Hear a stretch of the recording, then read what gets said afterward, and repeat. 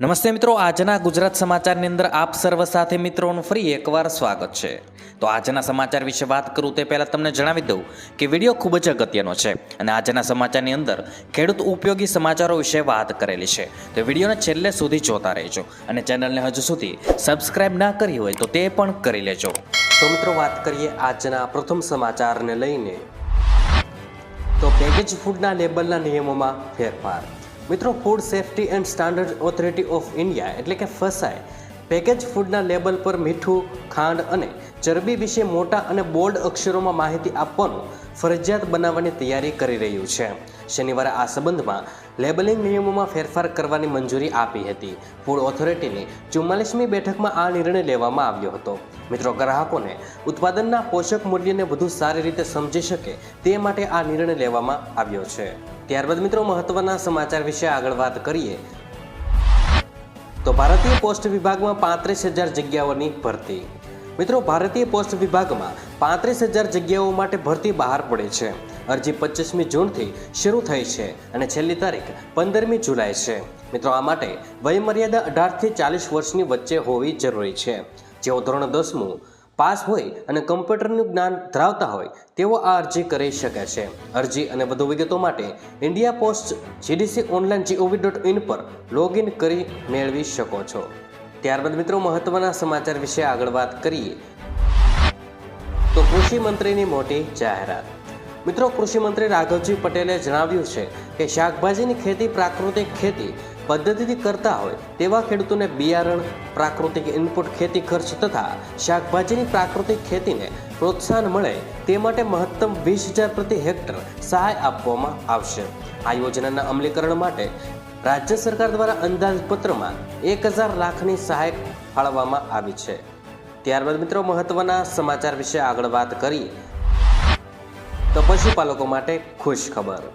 મિત્રો, ગૌમૂત્રની ખરીદી કરતી વિશ્વની સૌપ્રથમ ડેરી ગુજરાતના બનાસકાંઠામાં આવેલા ભાભરમાં સ્થપાય છે।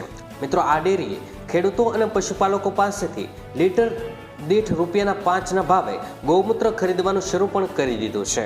ખેડૂતો પાસે ઓછામાં ઓછા એક ગાય હોય તો પણ તે ગૌમૂત્ર વેચીને મહિને ₹1,500 કમાઈ શકે છે। ગૌમૂત્રનો ઉપયોગ જંતુનાશક દવાઓ અને જમીન પોચી બનાવવા થાય છે। ત્યાર પછી મિત્રો મહત્વના સમાચાર વિશે આગળ વાત કરીએ તો ખેડૂતો માટે મોટા સમાચાર। મિત્રો, જીરું હવે સોનું બની શકે છે, પણ ખેડૂતો કે વેપારીઓ પાસે માલની તંગી છે। એવા અહેવાલો છે કે ચીનમાં ભારે વરસાદથી જીરાના પાકને 40% જેટલું નુકસાન થયું છે, જેને પગલે ભારતમાંથી માંગ વધે તેવી પૂરેપૂરી સંભાવના છે। એકલા ભારતની વાત કરીએ તો 45થી 55 લાખ બોરી જીરુની જરૂરિયાત છે। જોકે આ વર્ષે 35થી 45 લાખ બોરીની નિકાસ થવાનો અંદાજ છે। ત્યાર પછી મિત્રો મહત્વના સમાચાર વિશે આગળ વાત કરીએ તો વરાપને લઈને ખેડૂતો માટે ખુશ ખબર। મિત્રો, હવામાન નિષ્ણાંત પરેશભાઈ ગોસ્વામીએ જણાવ્યું છે કે સૌરાષ્ટ્ર, કચ્છ અને ઉત્તર ગુજરાતના મોટા ભાગના વિસ્તારોમાં એવા છે જ્યાં વરસાદ પડ્યા પછી ખેડૂતોને વાવણી કરવાનો મોકો નથી મળ્યો। આવામાં આજથી સૌરાષ્ટ્ર, કચ્છ અને ઉત્તર ગુજરાતના મોટા ભાગના ઝાપટાઓનો દોર થંભી જશે। મોટા ભાગના વિસ્તારોમાં તડકો પણ નીકળશે અને અમુક જગ્યાએ છૂટાછવાયા ઝાપટા પડે તે અપવાદરૂપ રહેશે, પરંતુ મોટા ભાગના વિસ્તારોમાં ઝાપટાનું પ્રમાણ ઘટી જશે। ત્યાર પછી મિત્રો મહત્વના સમાચાર વિશે આગળ વાત કરીએ તો પીએમ કિસાન યોજનાની રકમમાં વધારો થશે। મિત્રો, બજેટ પહેલા ખેડૂતો માટે મોટા સમાચાર સામે આવ્યા છે। પીએમ કિસાન યોજનામાં રકમ વધારો થઈ શકે છે। ઘણા મીડિયા રિપોર્ટ્સ અનુસાર સરકાર પીએમ કિસાન યોજનાને ₹6,000થી વધારીને 8,000ની સહાય કરી શકે છે।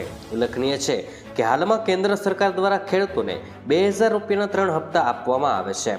કેન્દ્ર સરકારની આ યોજનાનો લાભ 11 કરોડથી વધુ ખેડૂતોને મળી રહ્યો છે। ત્યાર પછી મિત્રો મહત્વના સમાચાર વિશે આગળ વાત કરીએ તો 23મી જુલાઈએ દેશને મળશે બજેટ। મિત્રો, 18મી લોકસભાના ગઠબંધન બાદ હવે મોદી સરકાર પોતાના ત્રીજા કાર્યકાળનું પ્રથમ બજેટ રજૂ કરવા જઈ રહી છે।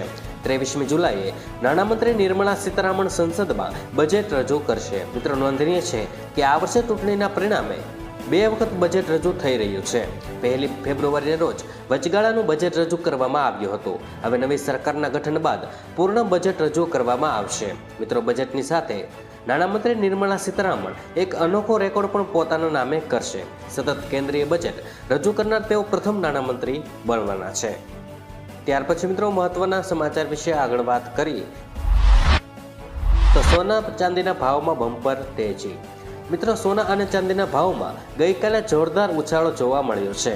24 કેરેટ સોનું 710 રૂપિયા મોંઘું થઈને 73,800 રૂપિયા પ્રતિ 10 ગ્રામ પર પહોંચી ગયું છે. જ્યારે 22 કેરેટ સોનું 67,650 અને 18 કેરેટ સોનું 55,530 રૂપિયા પ્રતિ 10 ગ્રામ પર પહોંચી ગયું છે. તો ચાંદી 1,600 રૂપિયા મોંઘી થઈને 94,800 રૂપિયા પ્રતિ કિલો થઈ ગઈ છે. ત્યાર પછી મિત્રો મહત્વના સમાચાર વિશે આગળ વાત કરીએ તો લર્નિંગ લાયસન્સ મેળવવું સરળ. મિત્રો રાજ્યમાં લર્નિંગ લાયસન્સની પરીક્ષાના નિયમોમાં ફેરફાર અગાઉ 15માંથી 11 પ્રશ્નો સાચા જવાબ આપનારને લાયસન્સ મળતું હતું. જોકે હવેથી 15માંથી 9 પ્રશ્નો સાચા જવાબ આપનારને લર્નિંગ લાયસન્સ મળી જશે. ગુજરાતની આરટીઓ સિસ્ટમમાં આ સુધારો કરાયો છે. ત્યારબાદ મિત્રો મહત્વના સમાચાર વિશે આગળ વાત કરીએ તો મોબાઈલ ફોન ખરીદવા 6,000ની સહાય. મિત્રો જો તમે પણ મોબાઈલ લઈ લીધો હોય અથવા તો લેવાનો હોય તો ગુજરાત સરકાર તમને 6,000 રૂપિયાની સહાય કરવાની છે. સ્માર્ટફોન યોજના અંતર્ગત રૂપિયા 6,000 લેવા માટે સ્માર્ટફોન સહાય યોજના અંતર્ગત રૂપિયા 6,000 મોબાઈલ લેવા માટે સહાય આપવામાં આવે છે. મોબાઈલ લઈ લીધો હોય અથવા તો લેવાનો હોય બંને કેસમાં સહાય મળવા પાત્ર થવાની છે. જ્યારે આ યોજનાનો લાભ લેવા માટે તમારે એક ઓનલાઈન ફોર્મ ભરી સબમિટ કરવાનું રહેશે. થોડાક દિવસોમાં તમે કેટલી અરજી ક્યારે એપ્રુવલ થશે ત્યાં તમે આપેલા બેંક એકાઉન્ટ નંબર પર 6,000 રૂપિયા ટ્રાન્સફર કરવામાં આવશે. જ્યારે આ યોજનાનો લાભ લેવા માટે તમે ખેડૂત ખાતેદાર હોવા જરૂરી છો. ઘરના દરેક સભ્યને આ સહાય મળવા પાત્ર રહેવાની છે.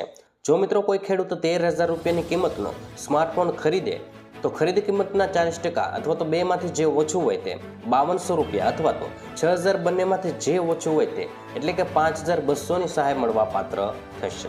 ત્યારબાદ મિત્રો મહત્વના સમાચાર વિશે આગળ વાત કરીએ તો ટ્રેક્ટર ખરીદવા માટે 45,000 રૂપિયા સુધીની સહાય. મિત્રો ગુજરાત સરકારે ખેડૂતોના હિતને ધ્યાનમાં રાખીને વધુ એક મહત્વપૂર્ણ પગલું ભર્યું છે. આ ખેડૂત પોર્ટલ પર ટ્રેક્ટર સબસિડી યોજના એટલે કે ગુજરાત ટ્રેક્ટર સહાય યોજનાની જાહેરાત કરી છે.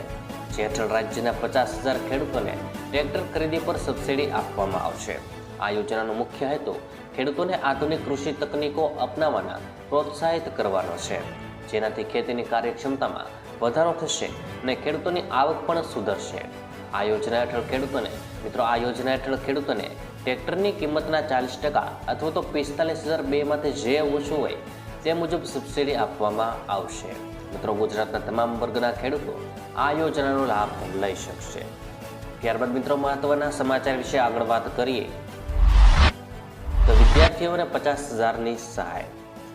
મિત્રો ગુજરાત માધ્યમિક અને ઉચ્ચતર માધ્યમિક બોર્ડ અને કેન્દ્રીય માધ્યમિક શિક્ષણ બોર્ડમાં ધોરણ 9 થી ધોરણ 12 સુધીની વિદ્યાર્થીનીઓને રૂપિયા 50,000ની સહાય સરકાર આપવાની જાહેરાત કરી હતી.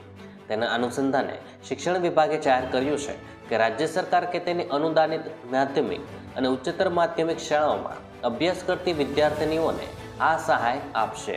મિત્રો જે મુજબ ધોરણ 9 અને ધોરણ 10માં ભણતી વિદ્યાર્થીનીઓને 20,000 અને ધોરણ 11 અને ધોરણ 12ની વિદ્યાર્થીનીઓને 30,000 અપાશે. જોકે સરકાર આ યોજના હેઠળની સહાય માટે કેટલાક ધોરણો જાહેર કર્યા છે. મિત્રો જે મુજબ પરિવારની કુલ વાર્ષિક આવક 6 લાખથી વધુ ન હોવી જોઈએ. જો વિદ્યાર્થીનીઓને સરકારની કોઈ અન્ય યોજના હેઠળ સ્કોલરશીપનો લાભ મળતો હશે તો પણ તેને આ યોજનાનો લાભ મળવા પાત્ર રહેશે.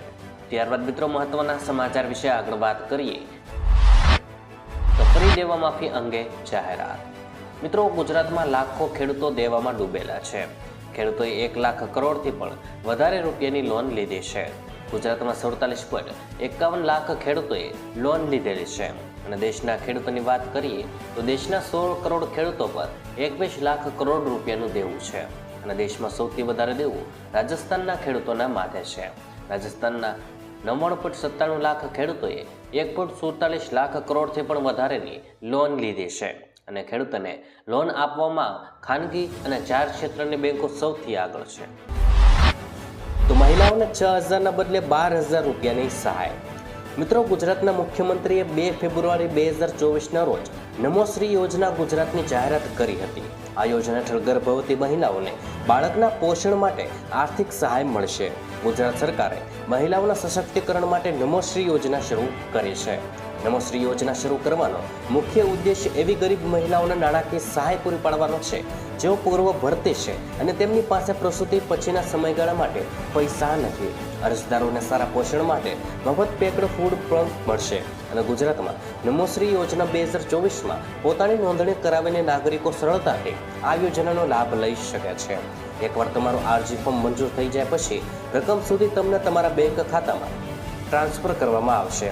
અરજદારો તેના સત્તાવાર પોર્ટલ પર ઓનલાઈન અરજી કરી શકે છે, જે ટૂંક સમયમાં સક્રિય થઈ જશે. ત્યારબાદ મિત્રો મહત્વના સમાચાર વિશે આગળ વાત કરીએ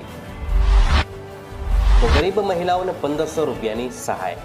મિત્રો મધ્યપ્રદેશમાં તત્કાલીન મુખ્યમંત્રી શિવરાજસિંહ ચૌહાણે શરૂ કરેલી રાજ્યની ગરીબ મહિલાઓને આર્થિક મદદ કરવા માટેની લાડલી બહેન યોજના ખૂબ જ લોકપ્રિય છે.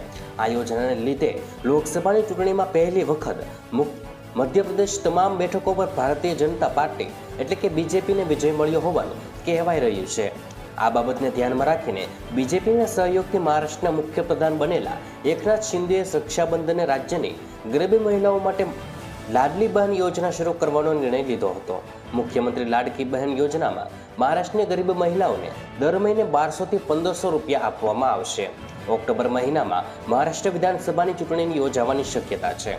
ત્યારે રાજ્યના મહિલાઓને આકર્ષિત કરવા માટે 19 ઓગસ્ટે આવનાર રક્ષાબંધનના તહેવારે રાજ્ય સરકાર આ યોજનાની જાહેરાત કરશે. આ યોજનામાં અંદાજે 90 થી 95 લાખ મહિલાઓને આર્થિક મદદ મળવાની છે. ત્યારબાદ મિત્રો મહત્વના સમાચાર વિશે આગળ વાત કરીએ તો લાખો ખેડૂતોને મળશે ફાયદો. મિત્રો દેશમાં ખેડૂતો માટે સૌથી વધુ લોકપ્રિય કિસાન ક્રેડિટ કાર્ડ લોન યોજના બાદ હવે કેન્દ્ર સરકાર બીજી મોટી યોજના લઈને આવ્યું છે અને આ યોજનાનું નામ ઈ કિસાન ઉપજ નિધિ છે. ખેડૂતો માટે ગુજરાત સરકાર દ્વારા આ નવી લોન યોજના બહાર પાડવામાં આવી છે. આ યોજના હેઠળ એવા ખેડૂતોને લોન મળશે જે ખેડૂતો વેર હાઉસની અંદર પોતાનો માલ સાચવતા હોય અથવા તો ગોડાઉનની અંદર પોતાનો માલ સાચવતા હોય તેવા ખેડૂતોને આ યોજના હેઠળ લોન મળવા પાત્ર રહેવાની છે. કેન્દ્રીય મંત્રી પિયુષ ગોયલે કહ્યું છે કે આ લોન યોજના હેઠળ ખેડૂતોને કોઈ પણ ગેરંટી વગર સરળતાથી 7% વ્યાજ દરે લોન મળશે. જો ખેડૂતોએ કેસીસી યોજના હેઠળ કોઈ લોન લીધી હોય તો પણ તે વેરહાઉસ દ્વારા આપવામાં આવેલી રસીદના આધારે આ લોન લઈ શકશે. ત્યારબાદ મિત્રો મહત્વના સમાચાર વિશે આગળ વાત કરીએ તો કિસાન પરિવહન યોજના 75,000ની સહાય. મિત્રો ખેડૂતો માટે પણ સહાયની જાહેરાત કરી છે. જે ખેડૂતોએ માલવાહક અને વાહનની ખરીદી કરવી હોય એમને મિત્રો 75,000 રૂપિયાની સહાય મળશે. તો કિસાન પરિવહન યોજના અંતર્ગત આ સુવિધા આપવામાં આવી રહી છે. જે ખેડૂતોએ પોતાનું માલવાહક વાહન ખરીદવું હોય તેમને 75,000 રૂપિયાની સુવિધા મળશે. આની સાથે મિત્રો અંદર કઈ રીતના લાભ મળવાનો છે તો જે ખેડૂતો નાના હશે, સીમાંત હશે, SC/SC વર્ગની મહિલાઓ છે એમને 35% અથવા તો 75,000ની સહાય મળશે અને જે ખેડૂતો સામાન્ય વર્ગના હોય અથવા તો અન્ય ખેડૂત હોય તેમને 25% અથવા તો 50,000 રૂપિયાની સહાય મળશે.